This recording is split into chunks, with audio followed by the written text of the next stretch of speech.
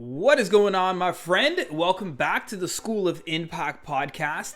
Today, I'm going to be giving you something very, very interesting. And it's interesting to you because you're going to use what I'm going to share with you to hopefully increase your engagement in your content and ultimately drive more sales into your coaching business.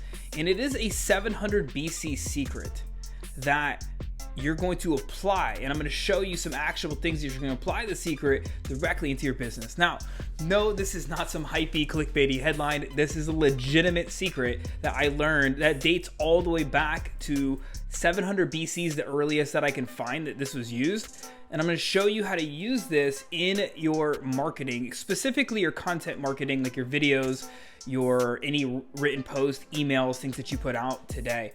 So if you are finding value in this podcast episode today, wherever you're listening or watching me on, I would appreciate it if you would head on over to your Apple Podcast store or wherever you listen to your podcast and hit that subscribe button. So you get notified when I drop episodes. You don't have to just randomly see them. You can get notified, especially if you're finding value. And if you are finding value, I would really appreciate you if you would leave that 5-star rating and review to let me know what you thought. And of course, this helps me bump up in the algorithm, which is amazing. So thank you so much if you could do that. That'd be awesome. So let's go ahead and get into this today. And I'm going to give you the secret in just a second. All right.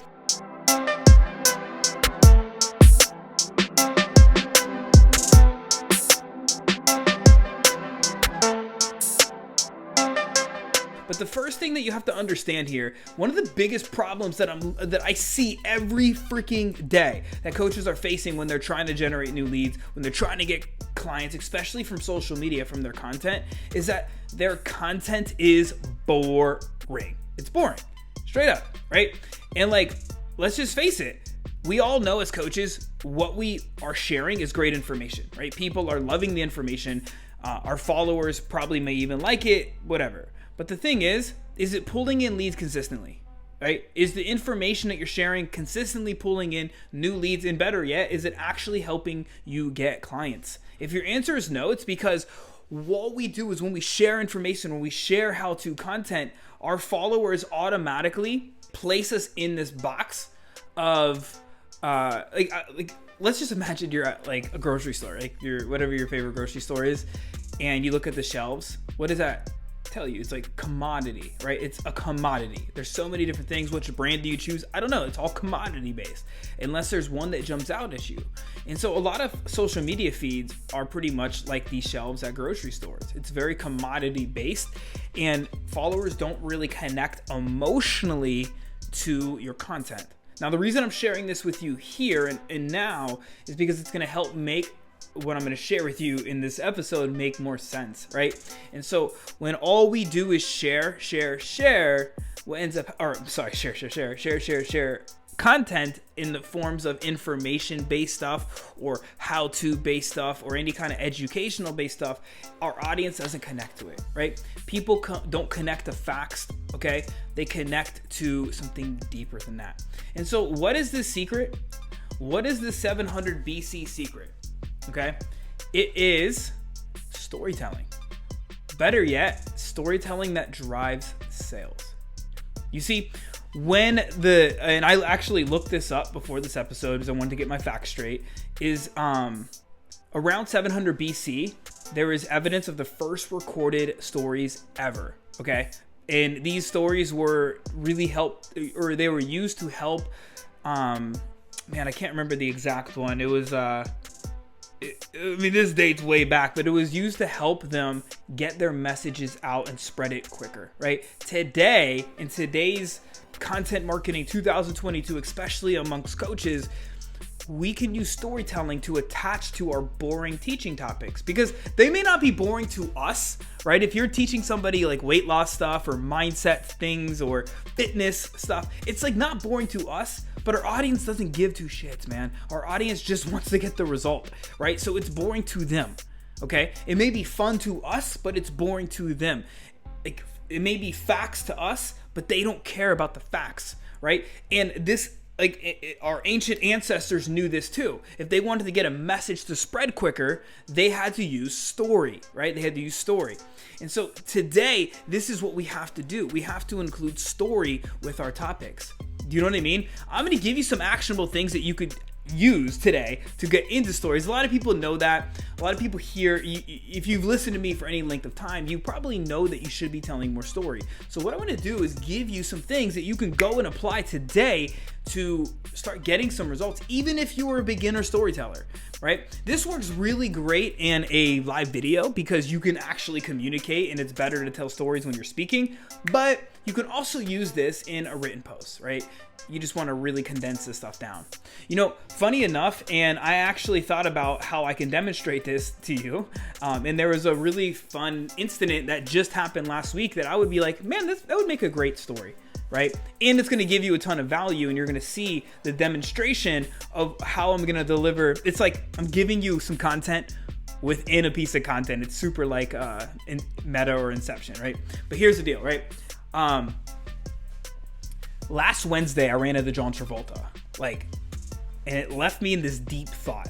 And I was like, man, I started to think about all of the ways that you can increase sales from this incident that happened to me when I saw John Travolta.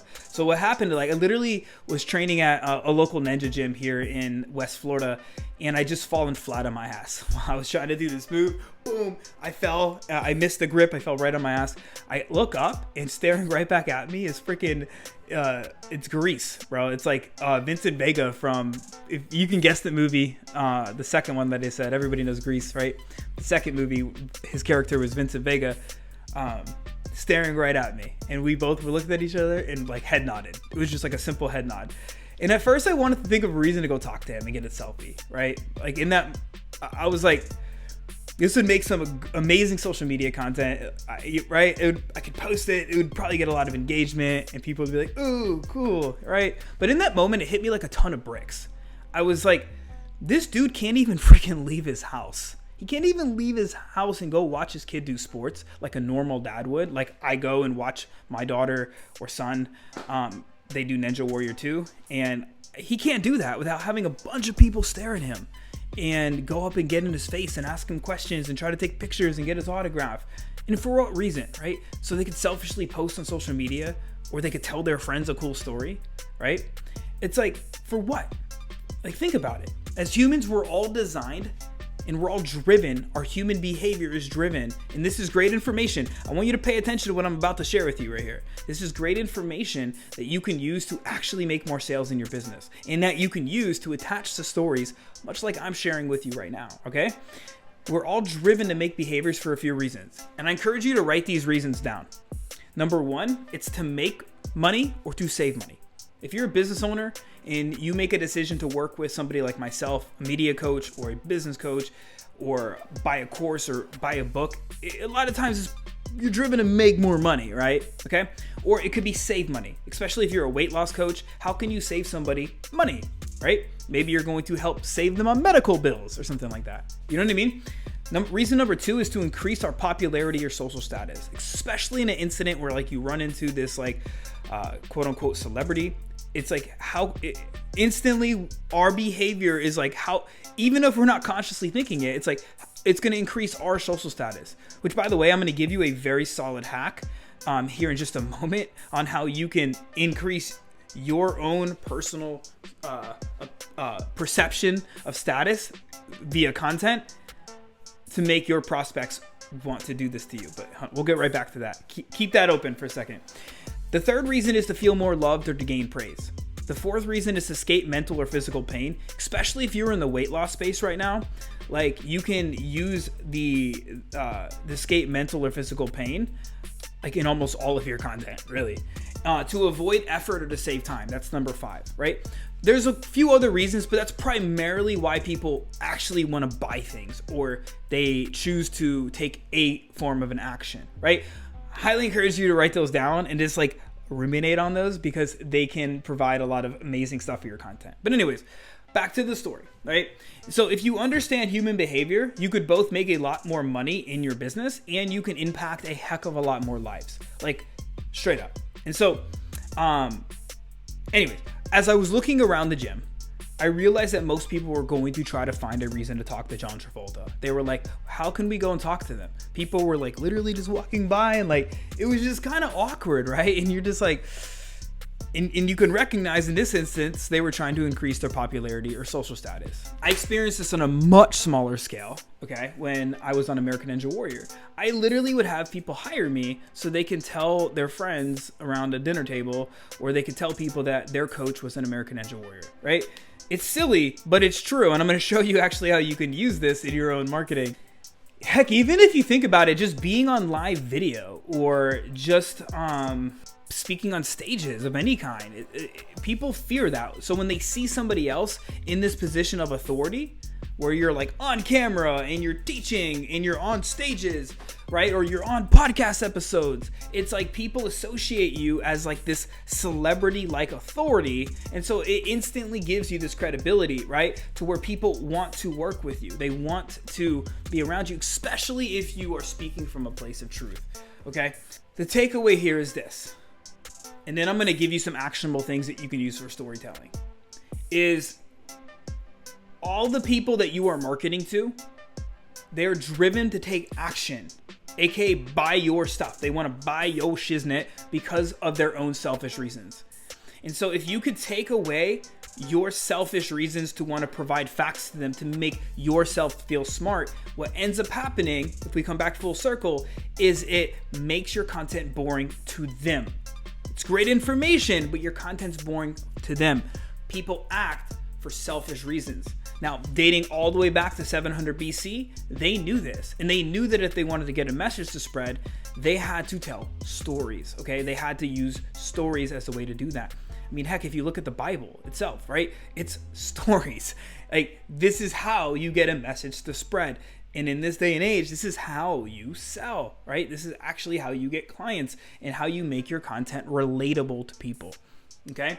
And so if the key here is if you can tap into as many of these selfish reasons as possible, right? Things like making money or saving money, increasing our popularity or social status, feeling more loved or gaining praise, escaping mental or physical pain, avoiding effort or saving time. Think about how you could tap into those reasons for people utilizing story, and you are going to have a much easier time being able to do that. So ask yourself questions like this. How can you help your followers do that? Do any of those things, right? Can you go live or speak in public more, right? Because that's going to help. That's going to help tap one of those reasons. What do you have to say in your content to help them avoid or escape, for lack of better words, mental or physical pain? You know, what things can you do, right? So think about that for a second. So if done right, this will skyrocket your sales big time, okay? So I want to go ahead and give you some things that you can start applying. So I shared with you a lot. Hopefully by now I made my case in point. And if you're still listening or watching this, then it's obviously working on you because you're engaged and you're captivated in what I'm sharing. And so I want to give you some things that you can do to do this in your own content right now. So the first thing that you want to think about is connecting a story to a teaching topic. How can you connect a story to a teaching topic, or vice versa, right? You can like start with the topic and then think of the story, or you could start with the story and then think of the topic, right? This could be a personal story. This could be a client case study story.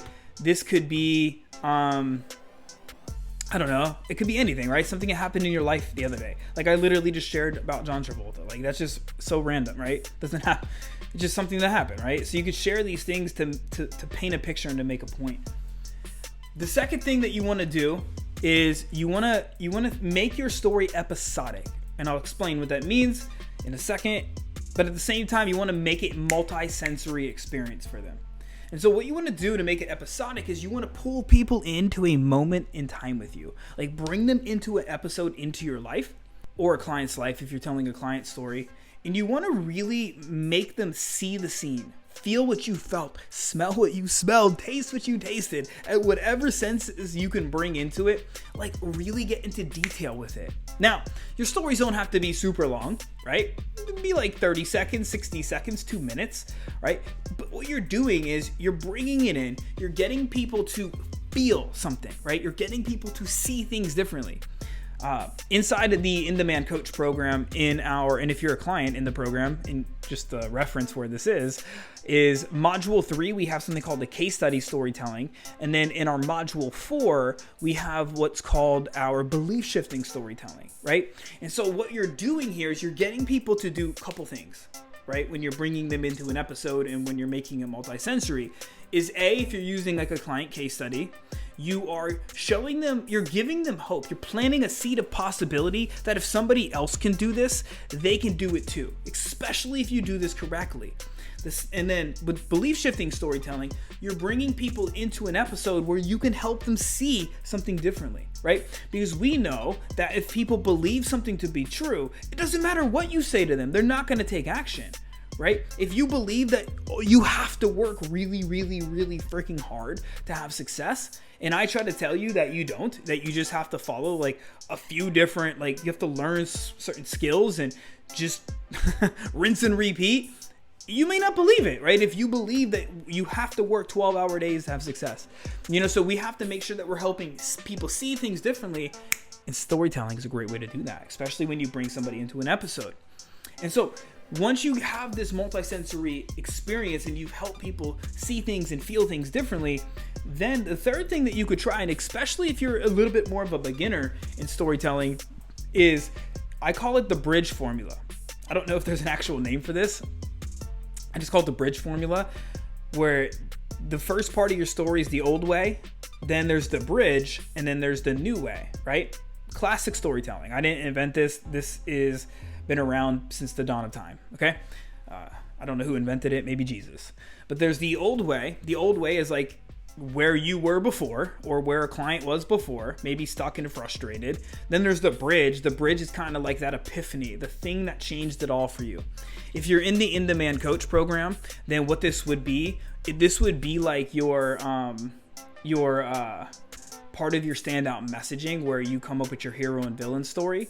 This is what that is, okay? This is like the thing that happened that like you were like, aha, and it was the bridge that you walked across to the new way, right? And the new way would be like the client results they got, right? Or it's the thing, like how life now is for you, right? It's like, did your body change? Did you make more money? Did you have more freedom? Did you learn something new and now you see things a different way? Like that's the bridge, right? It's the old way. The bridge is the epiphany or your hero or story, and then you've got the new way. Easy, simple format that can be elongated into like an hour story, or it could be shortened down for a simple live video into like a freaking 60-second or 2-minute story, right? And so I want you to remember this. People don't connect the facts, they connect the story, right? If all you're doing in your content is just sharing information or providing how-to as a way to give them value, you're missing the mark, because what's fun to us and interesting to us is boring to our clients, because they don't care. They just want somebody to help them get results. And when you can make them feel and see things differently, all of a sudden you're gonna find that you have a lot more people interested in what the heck you are saying, okay?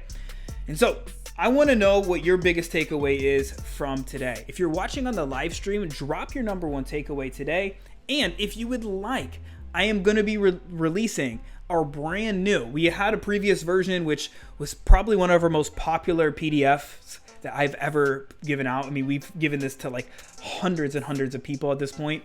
I've just created, well, it's still not done. It'll be done this week.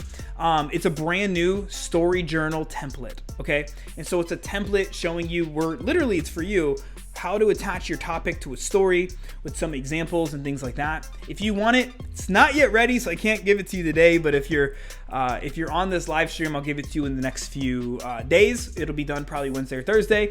And if you're on the replay, it doesn't matter, it'll be done for you anyway.